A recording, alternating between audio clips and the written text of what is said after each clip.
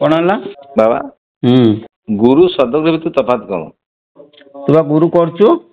हाँ कहना गुरु कर जानवा चाहूँ तो सारे। हाँ ये मुझे विषय रे पा 10-15 थर वीडियो छाड़ सारे 903 वीडियो गलानी। हाँ सेटा मु देखि पिन अवश्य। गुरु शुण गुरु होउचंती तमर ये तुमको कर्णर खाली टिके मंत्र देले से होउचंती गुरु। हाँ बुझल किंतु सद्गुरु जी तुमको उद्धार पथ देवे, जोग कौशल देवे, पवन सूत्र देवे, जो सूत्र द्वारा तुम आत्मार मुक्ति मिल कौशल जी देवे कह जाए सद्गुरु। जी तुमको खाली टिके काया पवित्र करने संसार रीतिनीति हिंदू जाति रे मिसिबा पई तुमको गोटे मंत्र देले से मंत्र टिके तमे स्मरण करो जप करो कि जहा करो से कर्ण मंत्र द्वारा केले तुम काया विशोधन हबो किंतु तुम मुक्ति मिलिबो नहीं। सद्गुरु केवल तुमको मुक्ति देवे यही होची कथा। स्कूल ले पाठ पढ़ले जो सार माने कोन करे गुरु बारे ना सद्गुरु बारे ना से माने से सब शिक्षा गुरु शिक्षा हाँ तो शिक्षा गुरु सब अच्छा बास से जो स्कूल जो पाठ पढ़ते जो गुरु करछन तो सेटा होची शिक्षा गुरु।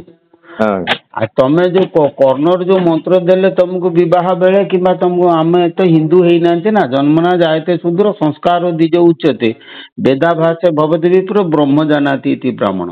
आमे जेते बेले माँ गर्भर भूपतित हेले सेतेले आमर कौनसी जाति ना है कि आमे जमी गोटे उदाहरण दूची आमे जेते पिला दिन माने जन्म हेले आमे पाठुआ नुहति आमे स्कूल रे ना लिखेले तापर पाठ पढ़िले आमको लोक पाठुआ कहबे बुझल ना। ठीक सेमिति आमे जेते बेले माँ गर्भर भूपतित होइकी जन्म हेले आमे केबेले हिंदू नुहति तेणु आमे जेते बेले हिंदू जातिर जेकोसी गोटे गुरु ठारू कर्ण उपदेश नबा सेतेले आमे हिंदू बोली परिचय दबा। तेणु सेटा हिंदू बोली के आमे परिचय दबा किंतु ता अर्थ न जे मु मुक्ति पाई गली ना मुक्ति पाइबा संसार बंधन मुक्ति पाइबा ये जीवात्मा देह बंधन मुक्त होगापी आमको सद्गुरु करने पड़ो। सद्गुरु केवल आमको देह बंधन मुक्ति करती गुरु केवल आमको आम जाति हिंदू बोलिकी परिचय देवाई आमको गोटे सर्टिफिकेट दियंती। गुरुंगर एति मात्र गुरुंगर एति कार्य हाँ मात्र सेतिकी गुरुंकर मात्र सेति कार्य मंत्रटी देवे। अच्छा आउ गुरु अच्छी तांत्रिक गुरु अच्छी बुझे कि फलकामी गुरु केतक अच्छी।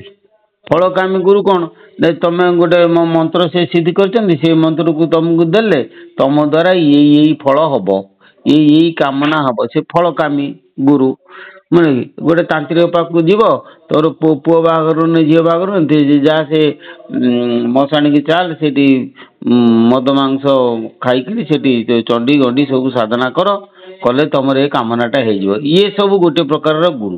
किंतु भागवत कौच सात्विक एगुड़ा सब सात्विक गुरु शक्ति संपर्क गुरु तेणु सात्विक आदि क्षुद्र दीक्षा केबे हे न कर शिक्षा बुझल कि एगुड़ा सब क्षुद्र दीक्षा तेणु एगुड़ा सब भोग मार्ग एगुड़ाक केवल मुक्ति मार्ग नुहे एगुड़ा सब बंधन मार्गर संसार मार्ग भोग विलास चलिया ये गुरु को करी तमें विभिन्न प्रकार कामना पूर्ण हम संसार मार्ग ये गुरु अच्छा। हाँ एगुड़ा सब दीक्षा गुरु ये प्रवृत्ति मार्गर गुरु दीक्षा गुरु भितर ये होती दीक्षा गुरु भितर ये होती प्रवृत्ति मार्ग संसार भोग मार्गर गुरु ए माने सब तुमको भोग साधना फल देवे। किंतु मुक्ति मार्ग केवल सद्गुरु को छाड़देले आउ कई तुमको मुक्ति दे पारे ना। सद्गुरुंकर केवल क्षमता अच्छी से तुमको संसार बंधन मुक्ति करदेवे ताकू छाड़देले आउ कौन से गुरु ना जी तुमको संसार बंधन मुक्ति करेंगे। गुरु मात्र कर्ण मंत्र देवे। हाँ गुरु शुण गुरु होती 5 प्रकार गुरु 5 प्रकार शुण जे मु तुमको से कथा कही गोटे एपिसोड रे तुम मन करा जाऊ गोटे तुम घरे तुम आनंद रे खेलुच रहीच बसच है 2 जन सांग तुमको नहीं जाए कहले मार्केट को जीवा आस से तुम मार्केट को नहीं गले नहीं सी छाड़ दी सी पलि गले ପଳେଇଗଲା ପରେ ତମେ ସେଇଠୁ ମାର୍କେଟରେ ଦେଖିଲ କ'ଣ ଯେ ଏଇ ଜୁଆ ଖେଳ ହଉଛି, ଏ ଭାରି ଭଲ ଲାଗୁଛି। ନାରୀ ସେବା ହଉଛି ଭଲ ଲାଗୁଛି, ମଦ ସେବା ହଉଛି ଭଲ ଲାଗୁଛି। ଏଇଗୁଡାକରେ ଚୋରି ନାରୀ ମଦ ଟାଉଟରି ଏଗୁଡାକ ସବୁ ଭିତରେ ମାତିଗଲ। ମାତି ଯାଇକି ତମେ କ'ଣ କଲ ନା ତମ ଘରେ ଯୋଉ ଶାନ୍ତିରେ ଥିଲ ତା ଅପେକ୍ଷା ଅଧିକ ଅଶାନ୍ତିରେ ମିଶିଲ। ଯଦି ଅଶାନ୍ତିରେ ମିଶିଲ ତମର ଜଣେ ଚିହ୍ନା ଲୋକ ଭାଇ ବନ୍ଧୁ ଲୋକ ସେ ଆସି କହିଲେ ଏମିତି ଏଗୁଡାକ ସବୁ କ'ଣ କରୁଛୁ, ଏଗୁଡା ସବୁ ଛାଡ଼ି ଦେଇକି ପଳେଇ ଯା ଘରକୁ। ତମେ କାହିଁକି ତା କଥା ମାନିବ? ଯେହେତୁ ତମର ଏଥିରେ ସବୁ ଭୋଗ ଲାଳସା ଅଧିକ ହେଇଗଲା ତମେ ତା କଥା ମାନିଲ ନାହିଁ। ଯଦି ନ ମାନିଲ ରହିଲ। ତାପରେ ସେଇଠୁ ଆଉ ଜଣେ ଥିଲେ, ସିଏ ସେଇଠୁ କ'ଣ କଲେ ନା ତମେ ଯାହାକୁ ପିଲାଦିନେ ଭାରି ଡରୁଥିଲ ସିଏ ଆସିକି ତମ କାନକୁ ଧରି କହିଲେ ଏଇ ପକେଇମି ଚାପଡ଼େ ଚାଲ ଘରକୁ। ସେ ତମ ଘରକୁ ନେଇ ଆସିଲେ ହେଲା। ତାହେଲେ ଦି ଜଣ ତମକୁ ନେଇକି ହାଟରେ ଛାଡ଼ିଲେ। ଆଜ୍ଞା ଦଳେ ତ ଦୁଇ ତୃତୀୟ ଲୋକଟି କ'ଣ କର, ତୃତୀୟ ଲୋକ ଯେଉଁମାନେ ସବୁ ସଂସାରରେ ଯିଏ ରହିଲେ ଚୋରି ନାରୀ ମଦ ମାଂସ ଇଏ ତମକୁ ଭୋଗ ମାର୍ଗରେ ମିଶେଇଲେ। ତିନି ଚତୁର୍ଥ ଲୋକଟି ତମକୁ ୱାର୍ଣ୍ଣିଂ ଦେଲେ, କହିଲେ ତୁ ଘରକୁ ପଳେଇଆ, ତମେ ତା କଥା ମାନିଲ ନାହିଁ, ସେଠି ରହିଲ। ପଞ୍ଚମ ଲୋକଟି ତମ କାନକୁ ଧରିକି ପୁନଃ ଯୋଉଠି ଯୋଉ ଆନନ୍ଦ ମାର୍ଗରେ ଥିଲେ ସେ ଆନନ୍ଦ ମାର୍ଗକୁ ନେଇ ଆସିଲା। କହିଲେ ତମର ପ୍ରକୃତ ହିତକାରୀ କିଏ? ପ୍ରକୃତି ଶେଷକୁ ଯିଏ ଧରିକି ଆଣିଲା। ବାସ୍। ତେଣୁ ଯୋଉ ଦି ଜଣ ଗୁରୁ ତମକୁ ନେଇକି ମାର୍କେଟରେ ଛାଡ଼ିଲେ ହେଲା, ସେ ଗୁରୁ ଦି ଜଣ ହଉଛନ୍ତି ବାପ ମା। ବାପ ମା ତମକୁ ଆଣିକିରି ସଂସାର ହାଟରେ ଛାଡ଼ିଦେଲେ ହେଲେ।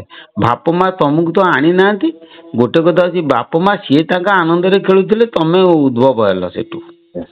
ଯଦି ଉଦ୍ଭବ ହେଲ ଯାହା ହଉ, ସେ ତମର କର୍ତ୍ତବ୍ୟ ଅଛି। ବାପ ମା ଯେହେତୁ ତମକୁ ଜନ୍ମ ଦେଲେ ତମର କର୍ତ୍ତବ୍ୟ ଅଛି ତାଙ୍କୁ ଲାଳନ ପୋଷିବା ପାଇଁ କି ତାଙ୍କ ହିତ ଚିନ୍ତା କରିବା, ଏଇଟା ତମର କର୍ତ୍ତବ୍ୟ। କିନ୍ତୁ ସେ ବାପ ମା ତମକୁ ମୁକ୍ତି ଦେଇପାରିଲେନି, ସେ ତମକୁ ଆଣିକି ସଂସାର ହାଟରେ ଛାଡ଼ିଦେଲେ। ସଂସାର ହାଟରେ ବିଭିନ୍ନ ପ୍ରକାର ଶିକ୍ଷା କରିକି ତମେ ଶିକ୍ଷା ଗୁରୁ କଲ। ତେଣୁ ଇଏ ହେଲା ଶିକ୍ଷା ଗୁରୁ ହେଲେ ଗୋଟିଏ, ବାପ ମା ହେଲେ ଦୁଇ, ଶିକ୍ଷା ଗୁରୁ ହେଲେ ତିନି। କିନ୍ତୁ ଯେତେବେଳେ ବିବାହ ସମୟ ଆସିଗଲା ସେତେବେଳେ ତମେ ତ ହିନ୍ଦୁ ହେଇନା ନା, ତମକୁ ହିନ୍ଦୁ ଜାତିରେ ମିଶିବା ପାଇଁ ଜଣେ କର୍ଣ୍ଣଗୁରୁ ଆସିକି ପହଞ୍ଚିଲେ, ୱାର୍ଣ୍ଣିଂ ଦେଇଦେଲେ, କାୟା ପବିତ୍ର କରିକି ତମକୁ ସିଏ ଦୀକ୍ଷା ଦେଇଦେଲେ।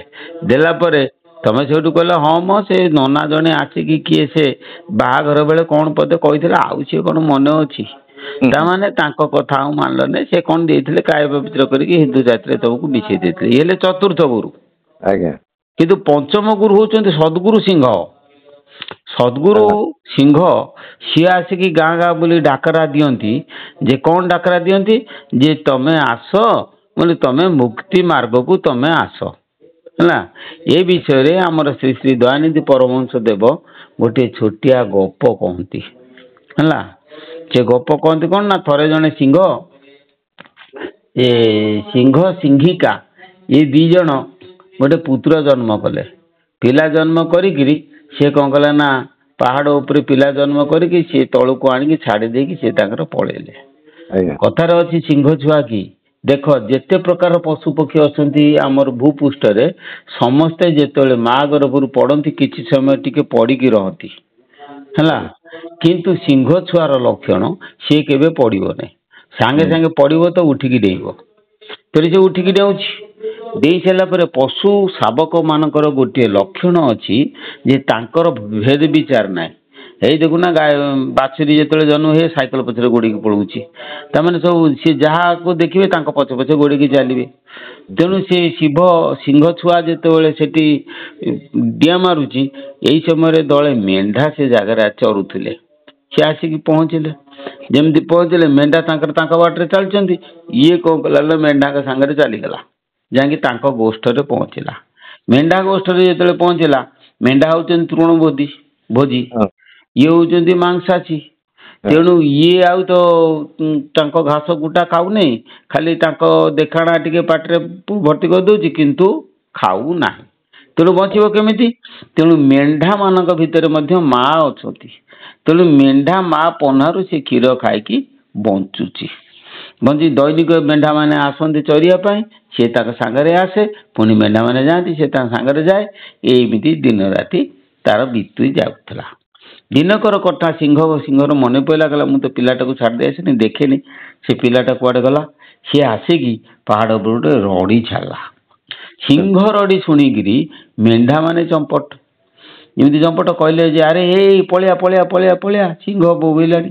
ସେଠୁ ଇଏ ବୁଝି କ'ଣ ହେଲା, ଅମୃତ ବିନୟ ବଚନ ମତେ କେଡ଼େ ସୁନ୍ଦର ଲାଗୁଛି, ସେ ଶବ୍ଦଟା ମତେ ଭାରି ଭଲ ଲାଗୁଛି, ତମେ କହୁଛ ପଳେଆ ପଳେଆ। ସିଏ ଆଉ ତାଙ୍କ କଥା ଶୁଣିଲାନି, ମେଣ୍ଢା ମାନେ ପଳେଇଲେ, ସିଏ ସେଠି ଗୋଡ଼ ପୋତିକି ଛିଡ଼ା ହେଲା। ଯେମିତି ଛିଡ଼ା ହେଲା ସିଂହ ସେଇଠୁ ଆସିକି ପହଞ୍ଚିଲା ରଡ଼ି ଛାଡ଼ି ଛାଡ଼ିକା। ପହଞ୍ଚି ସାରିଲା ପରେ ଇଏ ବି ସିଂହ ଛୁଆ, ଇଏ କେବେ ହେଲେ ସିଂହକୁ ଦେଖିକି ଡରୁନାହିଁ। ତେଣୁ ସିଂହ ପଚାରିଲା, କହିଲା ଏଇ ତୁ କିଏ? ସିଂହ ଛୁଆ କହିଲା ଏଇ ତୁ କିଏ? ସିଂହ କହିଲା ମୁଁ ସିଂହ। କିନ୍ତୁ ସିଂହ ଛୁଆ କହିଲା ମୁଁ ମେଣ୍ଢା। ସେଠୁ କହିଲା, ସେଇଠୁ ସିଂହ ହସିଲା। ଯେମିତି ହସିଲା ସେଇଠୁ ସିଂହ ଛୁଆ ପଚାରିଲା, କହିଲା ହସିଲ କାହିଁକି? ନା ହସିବି ନାହିଁ, ଆରେ ତୁ ମେଣ୍ଢା ନୁହେଁ। ସେଠୁ କହିଲା ମୁଁ ମେଣ୍ଢା ନୁହେଁ, ପ୍ରମାଣ? ମୋ ବାପା ମା ବର୍ତ୍ତମାନ ଥିଲେ, ହେଇ ଗଲେଣି, ମୁଁ ବି ଯିବି, ତୋ କଥା ଟିକେ ଭଲ ଲାଗିଲା, ମୁଁ ଛିଡ଼ା ହେଇଛି। ସେଠୁ ସେ କହିଲେ ନାଇଁ ନାଇଁ ଏଠିକା। ତାକୁ ନେଇକିରି ଗୋଟେ ପୋଖରୀରେ କିଛି ପାଣି ଥିଲା, ସେ ଜଳରେ ସେ ପ୍ରତିବିମ୍ବ ପକେଇଲା।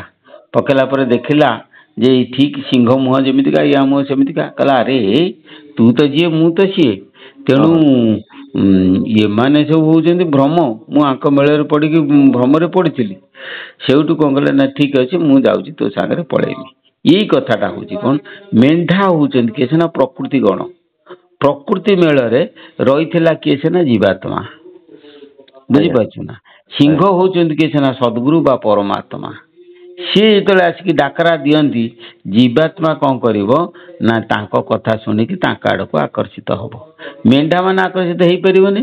ସତଗୁଣୀ କ୍ଷଣେ ଶୁଣିବା ମାତ୍ରକେ ହୃଦୟ ଧାରଣେ କ୍ଷମ, ତମ ଗୁଣୀ ଚିର କାଳ ଶୁଣି ଶୁଣି ବୁଝି ନ ପାରେ ତା ମର୍ମ। ତେଣୁ ସତ୍ୱଗୁଣୀ ଯିଏ ହେଇଥିବ, ଯାହାର ସତ୍ୱଗୁଣ ଉଦୟ ହେଇଥିବ, ସଦ୍ଗୁରୁ ଯେତେବେଳେ ଡାକରା ଦେବେ, ସିଏ ଅଟୋମେଟିକ୍ ଯାଇ ତାଙ୍କ ପାଖରେ ପହଞ୍ଚିବ। କିନ୍ତୁ ଯିଏ ତମ ଗୁଣୀ ରଜଗୁଣୀ ହେଇଥିବ, ସିଏ ତାଙ୍କ ପାଖରେ ନ ପହଞ୍ଚିକି ତାଙ୍କ ଠାରୁ ଦୂରେଇ ଦେଇକି ପଳେଇ ଯିବ। ସଦ୍ଗୁରୁ ସିଂହ ହଉଛନ୍ତି କି ସିନା ରାମକୃଷ୍ଣ ପରମହଂସ। ସିଏ ଯେତେବେଳେ ଡାକରା ଦେଲେ, ସତ୍ୱଗୁଣୀ ସିଂହ ଛୁଆ ହେଲେ କିଏ ସିନା ବିବେକାନନ୍ଦ। ସିଏ ତାଙ୍କ କଥା ଶୁଣିକି ତାଙ୍କ ପାଖକୁ ପାଖେଇ ଗଲେ। କାହିଁ ଅନ୍ୟମାନେ କେହି ଗଲେନି? ତେଣୁ ଅନ୍ୟମାନଙ୍କର ସେ ଗୁଣ ନଥିଲା। ଠିକ୍ ସେଇଭଳି ପ୍ରକାରର ସଦ୍ଗୁରୁ ସିଂହ ଯେତେବେଳେ ଡାକରା ଦେବେ, ସେତେବେଳେ ଯିଏ ସିଂହ ଛୁଆ ହେଇଥିବ ସିଏ ତାଙ୍କ ପାଖକୁ ଆସିବ। ସେଇଥିପାଇଁ ସଦ୍ଗୁରୁ ମାନେ କେବେ ହେଲେ ପ୍ରଚାର କରନ୍ତି ନାହିଁ। ଆମ ଦୟାନିଧି କିମ୍ବା ନିଗମାନନ୍ଦ ଏମାନଙ୍କର ପ୍ରଚାର ନାହିଁ, କାହିଁକିନା ଏମାନେ ପ୍ରକୃତ ସଦ୍ଗୁରୁ। ଏମାନେ କାହିଁ ପ୍ରଚାର କରିବେ? ଇଏ ଖାଲି ଫୁଲ ଫୁଟିବ, ସିଏ କାହିଁ ଭଅଁରକୁ ଡାକିବ? ବୁଝିଲ ନା। ଫୁଲର କାମ ହେଲା ସେ ଫୁଟିବ, ବାସନା ଖେଳେଇବ। ଭଅଁର ଶୁଙ୍ଗି ଶୁଙ୍ଗିକି ତା ପାଖକୁ ଆସିବ। ଠିକ୍ ସେମିତି ସଦ୍ଗୁରୁ ହଉଛନ୍ତି ବାସନା ଫୁଲ, ସିଏ ଫୁଟିଛନ୍ତି, ସିଏ ତାଙ୍କ କଥାକୁ ମହକଉଛନ୍ତି ଚାରିଆଡ଼େ। ମହକେଇଲା ପରେ ଯିଏ ଭଅଁର ହେଇଥିବ ସିଏ ତାର ତା ପାଖକୁ ଆସିବ ନା ଆଉ। यार आउ गोटे उदाहरण जे विश्वम्बर बाबा जहाँ जानी सेगुड़ाक सब तो रखीदेले हे सी यूट्यूब मध्यम बासना खेल दौरान तार भितर तुमरी भितर जी हो भर सी ऑटोमेटिक आसो जी भर नहीं सी कहीं आसो तेणु आमर प्रचार ना किंतु बासना अच्छी आम महक बासनाटा को महकईदेमु जदि प्रकृत आम पाखे मसला अच्छी कि जिनस अच्छी आस ये देख देखिकी तुम ग्रहण कर कर्म कर आ जदि ना तुम पला तेणु आम बासना महकईबू आम बासना को किए जान किए से ना जी प्रकृत भर हो सी बासनाटा को बार ता भर जी भर न होकर गोबर पोक हो सी से बासना को केमी जान से मु जो यूट्यूब रे छाड़ी मु गोटौची भर मान को बुझे सज्जन सटपते ही रह रह पे पिओ मानंग मुदा भूयाद भारत पकजंग कलिमल पदोसी नस्ते असे कौन बुझीपार कि तेणु सज्जन सन्थ मान सन्थ होउचंदी भर सज्जन सटपद सज्जन होउचंदी भर बुझे कि सी आसिकी पहुँचे बुझीपार कि तेणु आमर गीता ध्यान गीता बाणी बोली गोटे बही अच्छी से गीता बाणी लिखाई कौन बुझिल कि से गीता बाणी बहुत कथा लिखाई जो सज्जन भौर कथा आमर जो गीता बाणी रे सज्जन भौर कथा सब दियंती ना से सज्जन भौर कथा गीता बाणी रे अच्छी गुरु सद्गुरु भी लिखाई भागवत रे गुरु सद्गुरु कौन है कौन भी अच्छी गुरु सद्गुरु हाँ कौन है गुरु किए सद्गुरु किए हाँ मु तो बुझेदेली हाँ कौन ना मु बुझेदेली गुरु किए सद्गुरु किए आज्ञा आज्ञा ତେଣୁ ସନ୍ଥ ରୂପକ ଷଟପଦ ଯଦି ଦେଖିବେ ଏଇ ବାସନା ଫୁଲକୁ ପାଇବେ ସେ ନିଶ୍ଚିନ୍ତ ଛୁଟି ଆସିବେ ମୋର ଏ ବିଶ୍ୱାସ। ଆଜି ଯିଏ ଗୋବର ପୋକ ହେଇଥିବ ସିଏ ଆସିବେନି କଣ ଦରକାର।